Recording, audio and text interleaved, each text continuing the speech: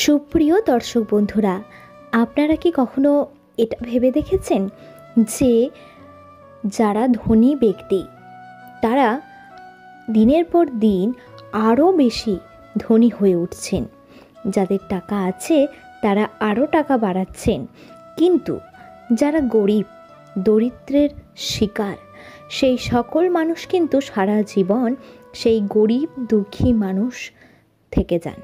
তাদের দারিদ্রতা কোনো দিনও কাটে না।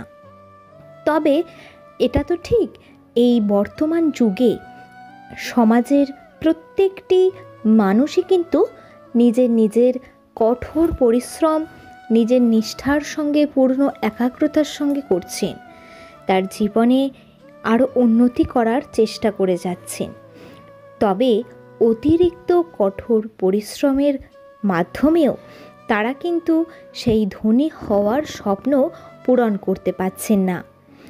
আসলে এর পিছনে কি কি কারণ রয়েছে, যদি আপনি সেই কারণগুলি বুঝতে না পারেন তাহলে বলে রেখে দিই, আপনারা কিন্তু কোনো দিনই ধনী হতে পারবেন না। আমাদেরকে মানতে হবে বাস্তু টিপস বা বাস্তুশাস্ত্রে এমন কিছু কাজের কথা উল্লেখ রয়েছে, যার কারণেই সর্বদা সেই গৃহে দারিদ্রতা বিরাজ করে, যে গৃহে এই কাজগুলি হয়ে থাকে। কিন্তু ব্যক্তি খালি তার ভাগ্যকেই দোষ দিতে থাকেন। হিন্দু ধর্মে আপনারা জানেন মা লক্ষ্মীকে সম্পদের দেবী মনে করা হয়। আপনি সম্পদের দেবীকে খুশি করতে পারলে অবশ্যই জীবনে ধন সম্পদ ভীষণ পরিমাণে অর্জন করতে পারবেন।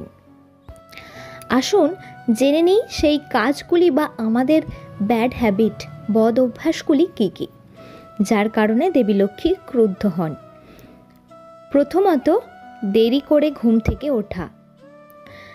যে ঘরের মানুষগুলো সকালে দেরি করে ঘুম থেকে ওঠে সেই ঘরের মানুষদের ওপর দেবী লক্ষ্মী খুবই রাগান্বিত হন। খুব ভোরবেলা ঘুম থেকে উঠে পড়বেন, স্নান টান সেরে নিয়ে সমস্ত দেবদেবীর পুজো করার চেষ্টা করবেন। বাড়ি ঘর নোংরা রাখা। কথিত আছে দেবী লক্ষ্মী সেই গৃহে বাস করেন না যেখানে পরিষ্কার পরিচ্ছন্নতা থাকে না বজায়। রাত্রে খাওয়ার পর আমরা এঁঠো বাসন না মেজেই না ধুয়ে শুয়ে পড়ি, ঘুমোতে চলে যাই। প্রায় অনেক বাড়িতেই এরকমটা করা হয়ে থাকে। তবে বন্ধু, রাতে রান্নাঘরে এঁঠো বাসনপত্র কখনোই রাখতে নেই। এবার চলে আসি ছাদে বা সিঁড়ির নিচে কোনো রকম নোংরা আবর্জনা জমিয়ে রেখে দেবেন না। এতে আপনাকে আর্থিক সংকটে অবশ্যই পড়তে হবে, এছাড়াও পরিবারের সদস্যরা অসুস্থ হয়ে পড়েন।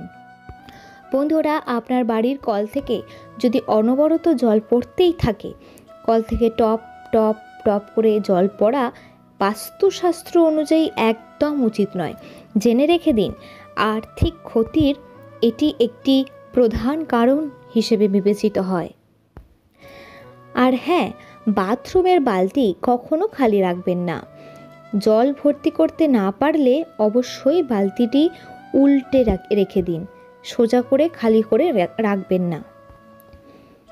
আপনি যে স্থানে স্নান করেন সেইখানে স্নানের জায়গায় কখনোই মূত্রত্যাগ করবেন না।